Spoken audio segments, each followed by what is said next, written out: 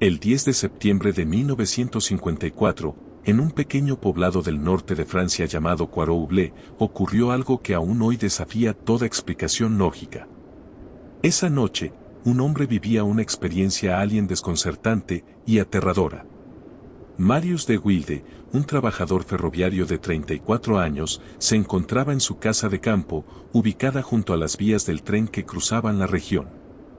La tranquilidad habitual del lugar fue rota abruptamente por los ladridos de su perro Kiki. El animal no solo ladraba, aullaba con un tono que de Wilde describiría más tarde como desesperado, como si algo lo llenara de un pánico visceral. Alarmado, pensó que quizás había un ladrón o algún animal merodeando los corrales. Sin pensarlo, tomó su linterna y salió a investigar. La noche estaba oscura y densa. Pero en cuanto cruzó la puerta de la cocina y llegó al jardín, algo completamente inesperado le cortó la respiración. A solo 6 metros de su casa, justo sobre las vías del tren, había una estructura, una masa oscura, compacta, imposible de identificar de inmediato. No se movía, pero su presencia era imponente. De Wilde se quedó quieto, tratando de entender lo que veía. Entonces, su atención fue capturada por dos figuras que caminaban lentamente, una tras otra, hacia la vía. Venían desde el lado opuesto del jardín, en dirección al objeto. El primero de ellos se giró repentinamente hacia él. Sin pensarlo, de Wilde dirigió el haz de su linterna hacia el rostro del ser, y fue entonces cuando su mundo cambió para siempre. El reflejo que devolvió la cara de aquella criatura no era el de una piel humana.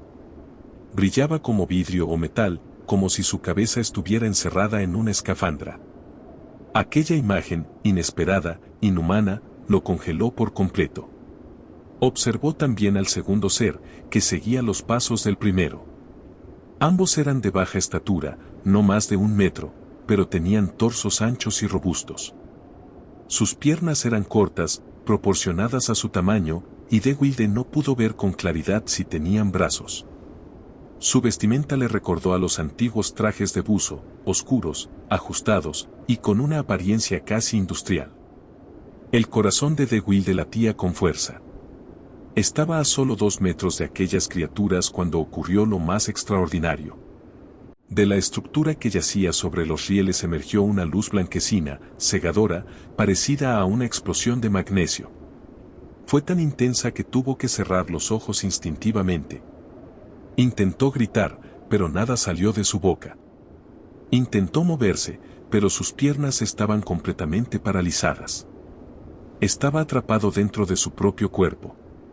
Durante esos segundos eternos, Marius de Wilde sintió una sensación que jamás olvidaría. Estaba consciente, pero completamente inmovilizado. Como si una fuerza invisible hubiera tomado control total de su cuerpo. El frío del metal en el aire, el olor del vapor, el silencio interrumpido por un lejano silbido, todo parecía suspendido en una dimensión ajena a la suya. Luego, poco a poco, como si despertara de un sueño profundo, comenzó a percibir pasos. Eran suaves, rítmicos, casi como si las criaturas no tocaran realmente el suelo. Los pasos sonaban sobre las baldosas de cemento frente a su puerta. De Wilde apenas logró entreabrir los ojos y vio que los dos seres, imperturbables, caminaban hacia el objeto oscuro posado sobre las vías. La luz se desvaneció tan repentinamente como había aparecido. Y con ella, la parálisis también se deshizo. Marius cayó de rodillas al suelo, jadeando, recuperando el aliento como si acabara de escapar de un ahogamiento. Se incorporó como pudo y corrió hacia la extraña masa que aún se encontraba sobre los rieles. Pero lo que vio a continuación fue algo sacado de una película, solo que era real. La estructura comenzaba a elevarse. No emitía el ruido ensordecedor de un motor, ni el estruendo metálico de una máquina convencional. Se elevaba lentamente, de forma estable, balanceándose como un helicóptero silencioso. Bajo su base se liberaba un vapor denso, casi como niebla sólida, y un leve zumbido acompañaba su ascenso. En medio de esa nube blanca, de Wilde alcanzó a ver una compuerta cerrándose, como si lo que fuera que estuviese dentro no quisiera ser visto ni un segundo más. La nave desapareció en la oscuridad de la noche, dejando tras de sí el eco del silbido y una bruma espesa que tardó en disiparse. Marius se quedó inmóvil, solo, enfrentando un jardín que ya no era el mismo. El silencio había vuelto, pero algo había cambiado profundamente en el ambiente. Y en él. Horas después, aún perturbado por lo sucedido, llamó a las autoridades locales. Lo que ocurrió a continuación convertiría el caso en uno de los más documentados e inquietantes encuentros en la historia de Francia. Al llegar al lugar, los gendarmes encontraron más de lo que esperaban, marcas rectangulares impresas sobre los durmientes de las vías, como si algo muy pesado se hubiera posado allí. También hallaron zonas del terreno quemadas, con el pasto chamuscado en patrones circulares. Lo más desconcertante para los investigadores fue la alteración de ciertos equipos eléctricos cercanos. La batería del teléfono de De Wilde se encontraba completamente descargada, y algunos aparatos de radio en la zona habían dejado de funcionar esa misma noche. Los ingenieros que revisaron el área no lograban explicar qué tipo de energía podría haber causado tales efectos sin dañar la infraestructura metálica de la vía férrea. Y aún más extraño, algunos vecinos declararon haber visto luces en el cielo esa misma noche, moviéndose de forma errática sobre los campos de Quarouble. Con el paso de los días, los rumores en Quarouble se multiplicaron. Lo que al principio parecía un caso aislado empezó a adquirir una dimensión más inquietante. No era solo el testimonio de De Wilde. Otras personas del poblado comenzaron a hablar. Algunos confesaban haber visto luces extrañas semanas antes, pero no se atrevieron a decirlo por miedo a parecer locos.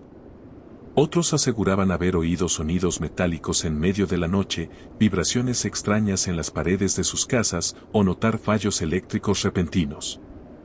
Los investigadores del ejército francés llegaron en silencio. No hicieron mucho alboroto, pero sus acciones no pasaron desapercibidas. Durante días recorrieron el lugar, tomaron fotografías, midieron el terreno y, según testigos locales, recogieron muestras del suelo quemado. Nunca se supo oficialmente qué encontraron. El informe final fue clasificado, y De Wilde nunca volvió a ser contactado por las autoridades. Pero el fenómeno no acabó allí. En los días posteriores al incidente, Marius empezó a experimentar episodios extraños. Pesadillas recurrentes en las que volvía a estar paralizado por la luz blanca. Sensaciones repentinas de desorientación. Y lo más perturbador, pérdida de tiempo. A veces se encontraba en lugares sin recordar cómo había llegado allí. Su esposa testificó que en más de una ocasión lo vio quedarse mirando fijamente al vacío, como si escuchara algo que nadie más podía oír. Marius, un hombre descrito por sus vecinos como racional, callado y trabajador, se transformó en una figura enigmática. Las entrevistas que concedió a la prensa fueron pocas, pero todas con detalles constantes, sin contradicciones. Nunca pidió dinero. Nunca buscó fama. Simplemente dijo lo que vio, lo que sintió, y lo que nunca pudo olvidar. Uno de los elementos que más desconcertó a los ufólogos que estudiaron el caso fue la coincidencia horaria. Ese mismo 10 de septiembre de 1954, en Corrèze, a cientos de kilómetros de Quarouble, Pierre Massaud aseguraba haber tenido un encuentro con un ser de gran estatura que descendió de un objeto brillante. ¿Casualidad? ¿O dos eventos conectados? Años después, algunos investigadores retomaron el caso con una teoría inquietante, que la noche del 10 de septiembre no fue una visita aislada, sino parte de una operación de reconocimiento sistemático en territorio francés. ¿Y si más personas tuvieron encuentros esa misma noche, pero jamás lo contaron? ¿Y si las luces no eran solo avistamientos, sino maniobras cuidadosamente coordinadas? En medio de estas teorías, surgió un detalle que había pasado desapercibido al inicio: la vía del tren frente a la casa de Marius De Wilde no era una cualquiera. En ella solían circular vagones de transporte militar. Algunos sugirieron que no era un accidente que el objeto aterrizara justo allí. Que no estaban explorando, estaban observando. Y es aquí donde quiero invitarte a algo. Si te interesa seguir explorando casos como este, te invito a que te unas a la comunidad de Noren, Expedientes Extraterrestres. Suscríbete y activa las notificaciones. Hay muchos más misterios que aún nos esperan. Con el paso del tiempo, Marius de Wilde intentó retomar su vida. Pero la experiencia lo había marcado de forma irreversible. La prensa, aunque al principio se volcó en su historia, pronto se desentendió. Y como ocurre con muchos casos inexplicables, el silencio oficial fue más fuerte que cualquier prueba física. Sin embargo, hubo investigadores independientes que continuaron escarbando en los detalles. Uno de ellos fue Aimé Michel, un destacado ufólogo francés de la época, quien no solo creyó en el testimonio de Wilde, sino que propuso que aquel evento formaba parte de una oleada mucho mayor. Michel señaló que en septiembre y octubre de 1954, Francia vivió una verdadera epidemia de avistamientos. Más de 150 reportes documentados surgieron en esos 2 meses, muchos de ellos con descripciones similares: seres pequeños, trajes metálicos, luces cegadoras y parálisis temporal. Esta oleada del 54, como fue bautizada por la prensa especializada, no fue producto de la histeria colectiva ni de un fenómeno cultural. Testigos como de Wilde, que no tenían contacto entre sí, describieron detalles idénticos con una precisión desconcertante. Algunos, como él, incluso arriesgaron su salud y su reputación para contar lo que habían vivido. Una cuestión que no puede ignorarse es el patrón que se repite en estos encuentros: la pérdida total de control físico por parte del testigo. No se trata de miedo o shock. Los casos como el de Quarouble apuntan a una tecnología capaz de interferir directamente con el sistema nervioso humano. Una especie de arma de inmovilización que precede cualquier interacción con los testigos. ¿Estamos hablando de control mental? ¿De una forma de radiación dirigida? ¿O de un campo electromagnético que bloquea temporalmente la voluntad? En el caso de Marius, los efectos no terminaron esa noche. En los meses siguientes, comenzó a experimentar problemas de salud. Dolor crónico, trastornos del sueño y una profunda sensación de vigilancia constante. Llegó a declarar en una ocasión que sentía que ellos no se habían ido, que lo estaban observando a distancia. Su perro Kiki, fiel acompañante esa noche, también comenzó a comportarse de forma errática, como si hubiera quedado traumado por lo que vio o por lo que percibió. Las autoridades nunca reconocieron el caso oficialmente. El informe fue sellado. Los rastros desaparecieron con el tiempo. Pero el testimonio de Marius de Wilde quedó como uno de los más sólidos y detallados de toda la historia ufológica de Francia. Lo más inquietante llegó años más tarde. Décadas después del incidente, en los años 70, un periodista local logró contactar nuevamente a Marius de Wilde. Lo encontró viviendo de manera solitaria, en una casa más modesta y apartada. Marius accedió a hablar, pero dejó algo claro desde el principio: yo no estoy loco. Vi lo que vi. Y eso me costó todo. Durante esa entrevista final, Marius relató un episodio que nunca había revelado antes. Años después del suceso de Quarouble, una noche cualquiera, mientras caminaba cerca de las antiguas vías del tren, escuchó nuevamente el mismo silbido. Esta vez, no hubo luz cegadora, ni parálisis, pero sí la sensación brutal de ser observado. Afirma haber sentido una presencia tras de sí, silenciosa, vigilante.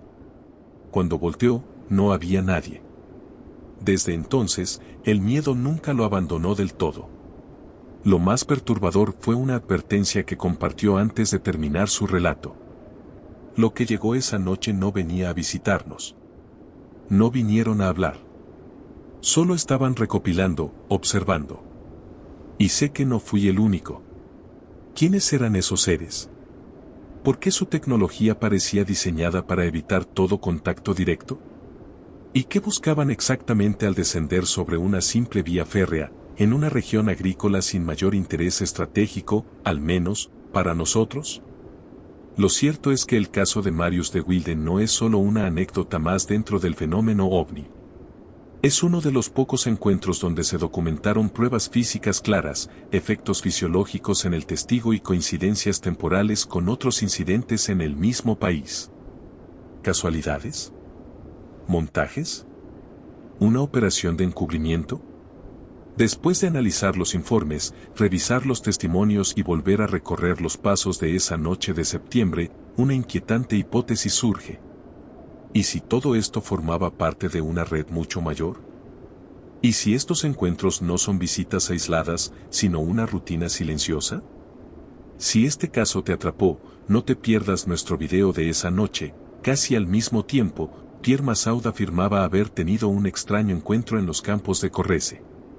Las similitudes con el caso de Poirot te van a sorprender. Y ahora te pregunto, ¿y si los verdaderos visitantes no buscan comunicarse, sino recolectar información o algo más? Nos vemos en el próximo misterio.